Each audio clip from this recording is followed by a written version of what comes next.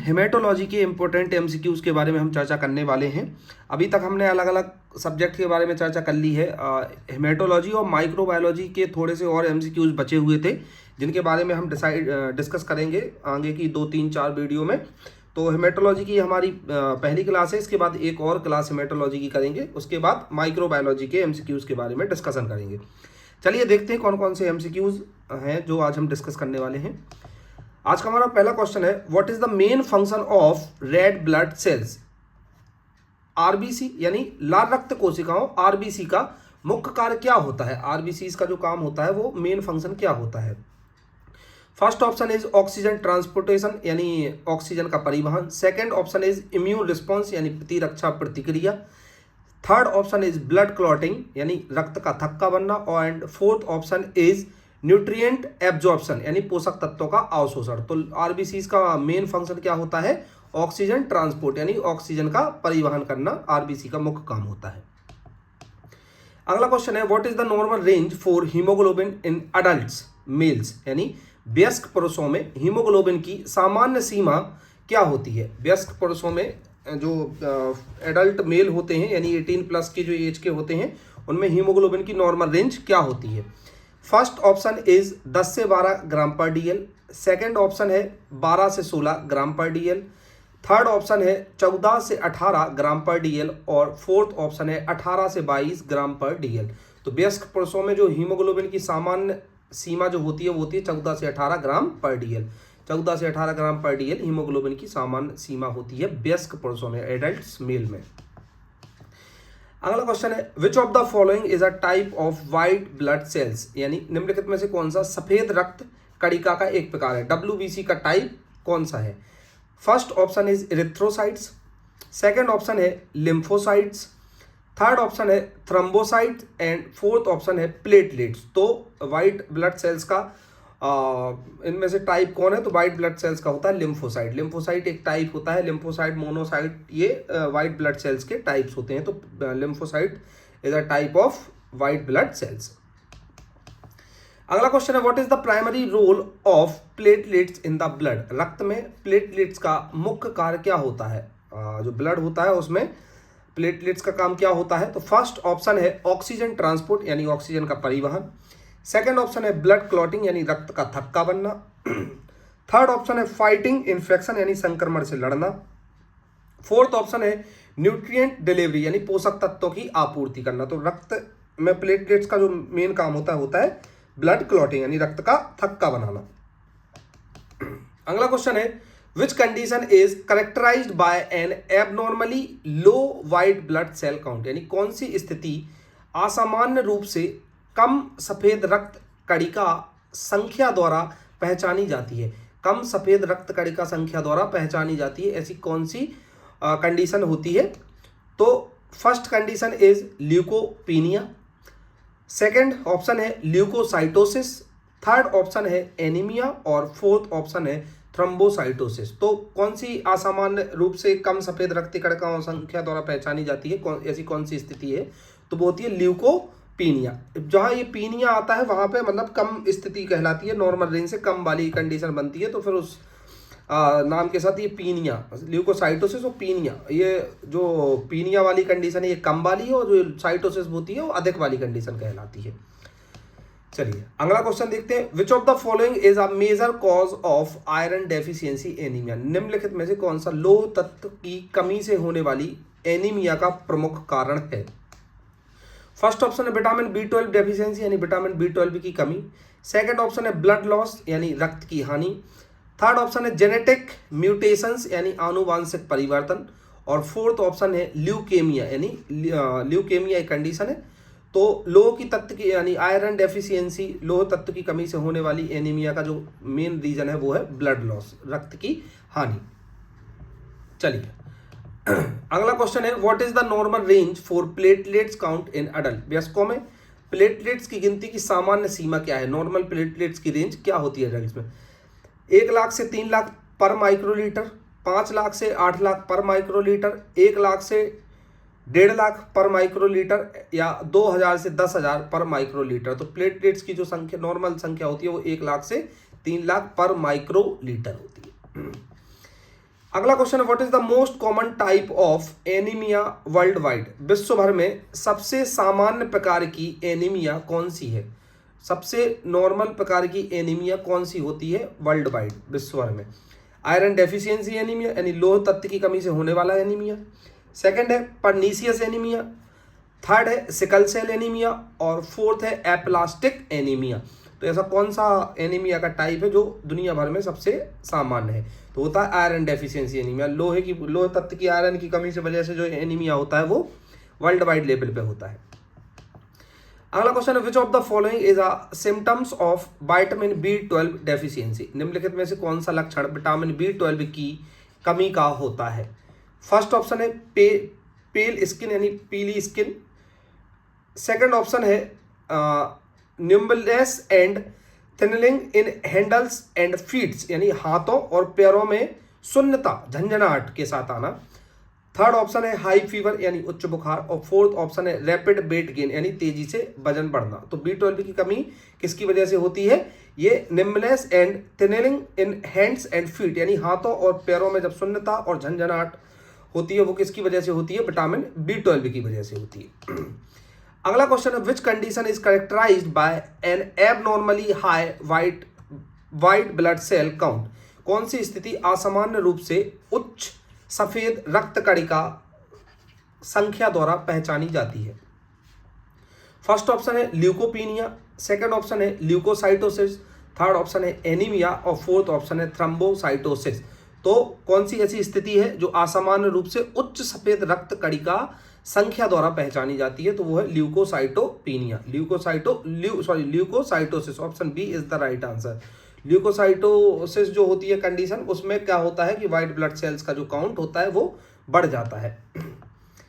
अगला क्वेश्चन है, which blood disorder is characterized by the presence of abnormal haemoglobin leading to sickle shaped red blood cells? यानी किस रक्त विकार में असामान्य हीमोग्लोबिन की उपस्थिति के कारण सिकल आकार की लाल रक्त कोशिकाएं बनती हैं? सिकल आकार की लाल रक्त कोशिकाएं कौन से असामान्य हीमोग्लोबिन की उपस्थिति के कारण बनती हैं? इसका फर्स्ट ऑप्शन है आयरन डेफिशिएंसी एनीमिया यानी लोह तत्व की कमी से होने वाली एनीमिया। सेकंड ऑप्शन है sickle cell anaemia. Third option है थैलेसीमिया। और फोर्थ ऑप्शन है पर्नीशियस एनीमिया। तो इसका सही उत्तर होगा sickle cell anaemia. Sickle cell anaemia जो विकार होता है उसकी वजह से असामान्य हीमोग्लोबिन की उपस्थिति के कारण सिकल का आकार की लाल रक्त कोशिकाएं बनने लगती हैं। अगला क्वेश्चन है, which is a characteristics feature of aplastic anaemia? Aplastic anaemia की कौन सी विशेषता है एप्लास्टिक एनीमिया? फर्स्ट ऑप्शन है decrease red blood cell production यानी लाल रक्त कोशिकाओं का उत्पादन कम होना। सेकंड ऑप्शन है इंक्रीज वाइट ब्लड सेल्स यानी सफेद रक्त कोशिकाओं का बढ़ना। थर्ड ऑप्शन है आयरन ओवरलोड यानी लोह तत्व का अत्यधिक होना। और फोर्थ ऑप्शन है इनलार्ज्ड स्प्लीन यानी प्लीहा का बड़ा होना। तो which is characteristic feature of aplastic anaemia? तो एप्लास्टिक एनीमिया का फीचर होता है decrease red blood sales production यानी लाल रक्त कोशिकाओं का उत्पादन कम होना। अगला क्वेश्चन है, which is a major risk factor for developing deep vein thrombosis DBT? Deep vein thrombosis DBT के विकसित होने का एक प्रमुख जोखिम तत्व कौन सा है डीबीटी विकसित होने का? फर्स्ट ऑप्शन है इसका इंक्रीज एक्सरसाइज, बढ़ा हुआ व्यायाम। सेकंड ऑप्शन है प्रोलॉन्ग्ड इमोबिलिटी यानी लंबे समय तक गतिहीन रहना। थर्ड ऑप्शन है लो फैट डाइट यानी कम वसा वाला आहार। नेक्स्ट ऑप्शन फोर्थ ऑप्शन है हाई वाटर इनटेक यानी अधिक पानी पीना। तो डीबीटी विकसित होने का प्रमुख जोखिम जो हो सकता है उसका सही उत्तर है प्रोलॉन्ग्ड इमोबिलिटी यानी लंबे समय तक गतिहीन रहना। इसमें क्या हो सकता है डीबीटी विकसित होने की कंडीशन बन सकती है। अगला क्वेश्चन है, which blood test is use to diagnose anaemia? Anaemia का निदान करने के लिए कौन सा रक्त परीक्षण किया जाता है? एनीमिया का निदान करने के लिए एनीमिया का निदान करने के लिए फर्स्ट ऑप्शन है कंप्लीट ब्लड काउंट यानी सीबीसी, संपूर्ण रक्त गणना। सेकंड ऑप्शन है इलेक्ट्रोलाइट पैनल यानी इलेक्ट्रोलाइट पैनल। थर्ड ऑप्शन है लीवर फंक्शन टेस्ट। और फोर्थ ऑप्शन है यूरिन एनालिसिस यानी मूत्र परीक्षण। तो एनीमिया का निदान करने के लिए सीबीसी किया जाता है, कंप्लीट ब्लड सेल्स का काउंट किया जाता है, कंप्लीट ब्लड काउंट किया जाता है। अगला क्वेश्चन है which of the following is not a component of blood, निम्नलिखित में से कौन सा रक्त का घटक नहीं है।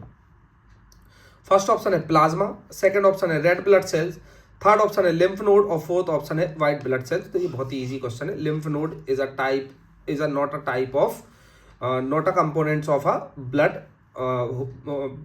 और ब्लड सेल्स। तो आरबीसी जो होती हैं वो भी ब्लड का टाइप है, प्लाज्मा भी ब्लड में प्रेजेंट होता है और व्हाइट ब्लड सेल्स भी होती हैं। अगर प्रेजेंट नहीं होते तो वो लिम्फ नोड प्रेजेंट नहीं होते। अगला क्वेश्चन है which of the following is a cause of vitamin B12 deficiency anaemia, निम्नलिखित में से कौन सी विटामिन B12 की कमी से होने वाली एनीमिया का कारण है। फर्स्ट ऑप्शन है मल एब्जॉर्प्शन इन द गुड्स यानी आंत में अवशोषण की कमी। सेकंड ऑप्शन है एक्सेसिव आयरन इनटेक यानी अधिक लोह तत्व का सेवन। थर्ड ऑप्शन है decrease red blood sales production यानी लाल रक्त कोशिकाओं का उत्पादन कम होना। और फोर्थ ऑप्शन है लो ऑक्सीजन लेवल यानी कम ऑक्सीजन स्तर होना। तो B12 की कमी से होने वाला एनीमिया का कारण है मल एब्जॉर्प्शन इन द गुड्स यानी आंतों में अवशोषण की कमी की वजह से क्या हो सकता है, विटामिन B12 की कमी से होने वाला एक एनीमिया का टाइप हो सकता है। अगला क्वेश्चन है which of the following is a sign of haemolytic anaemia, निम्नलिखित में से कौन सा हीमोलिटिक एनीमिया का संकेत है। फर्स्ट ऑप्शन है इंक्रीज्ड हार्ट रेट यानी हृदय गति का बढ़ना। सेकंड ऑप्शन है jaundice yellowish of the skin जो कि पीलिया होता है, त्वचा का पीला हो जाना।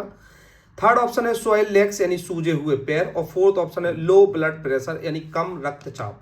तो इसका सही उत्तर होगा जॉइंडिस यानी पीलिया, त्वचा का जो पीला होना होता है वो हीमोलिटिक एनीमिया का संकेत हो सकता है। अगला क्वेश्चन है which of the following is a characteristics of chronic myelogenous leukemia CML, chronic myelogenous leukemia, निम्नलिखित में से कौन सी विशेषता पुरानी मायोलोजिनस ल्यूकेमिया यानी CML की है। कौन सी विशेषता है। फर्स्ट ऑप्शन है elevated white blood cells count यानी सफेद रक्त कोशिकाओं की बढ़ी हुई संख्या।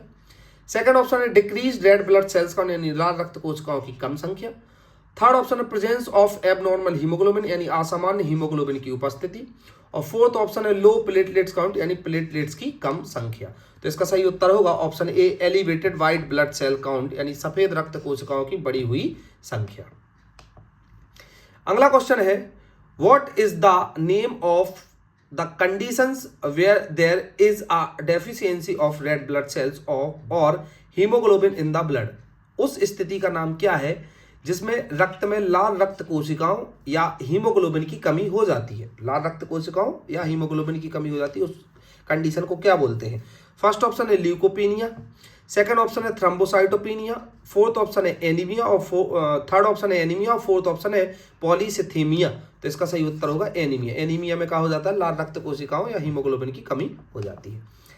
अगला क्वेश्चन है which of the following can cause thrombocytopenia यानी लो प्लेटलेट काउंट। निम्नलिखित में से कौन सा थ्रोम्बोसाइटोपेनिया यानी प्लेटलेट्स की कमी का कारण बन सकता है। फर्स्ट ऑप्शन है वायरल इन्फेक्शन यानी वायरल संक्रमण। सेकंड ऑप्शन है एक्सेसिव ब्लीडिंग यानी अत्यधिक रक्तस्राव। थर्ड ऑप्शन है बोन मैरो डिसऑर्डर यानी हड्डियों के अस्वस्थताएं। और फोर्थ ऑप्शन है ऑल ऑफ द एबव यानी उपरोक्त सभी। तो इसमें सही उत्तर होगा उपरोक्त सभी। वायरल संक्रमण की वजह से भी हो सकता है, एक्सेसिव ब्लीडिंग की वजह से भी हो सकता है, और बोन मैरो डिसऑर्डर की वजह से भी क्या हो सकता है, थ्रोम्बोसाइटोपेनिया की कंडीशन बन सकती है। अगला क्वेश्चन है what is the primary treatment for iron deficiency anaemia. लोह तत्व की कमी से होने वाली एनीमिया के लिए प्राथमिक उपचार क्या है। जो आयरन डेफिशिएंसी एनीमिया होता है उसके लिए प्राइमरी ट्रीटमेंट क्या है। First option is iron supplements यानी लोह तत्व की गोलियां। Second option is blood transfusion यानी रक्त का संचार। Third option is vitamin B12 injections यानी विटामिन B12 के इंजेक्शन। और फोर्थ ऑप्शन है एंटीबायोटिक्स। तो लोह तत्व की कमी से होने वाली एनीमिया के लिए प्राथमिक उपचार क्या है, आयरन सप्लीमेंट्स, लोह तत्व की गोलियां। जो आयरन सप्लीमेंट्स होते हैं उससे लोह तत्व की कमी को पूरा किया जा सकता है। अगला क्वेश्चन है which of the following condition is characterized by an abnormal increase in red blood cells. निम्नलिखित में से कौन सी स्थिति लाल रक्त कोशिकाओं में असामान्य वृद्धि द्वारा पहचानी जाती है। फर्स्ट ऑप्शन है एनीमिया, सेकंड ऑप्शन है ल्यूकेमिया, थर्ड ऑप्शन है पॉलीसिथेमिया और फोर्थ ऑप्शन है थैलेसीमिया। तो कौन सी स्थिति है जो लाल रक्त कोशिकाओं में असामान्य वृद्धि द्वारा पहचानी जाती है, तो वो है ऑप्शन सही polycythaemia. Polycythaemia is the right answer. अगला क्वेश्चन है which is the most common form of leukaemia in adult. वयस्कों में ल्यूकेमिया का सबसे सामान्य रूप कौन सा है? वयस्कों में ल्यूकेमिया का सबसे नॉर्मल फॉर्म जो है वो कौन सा है?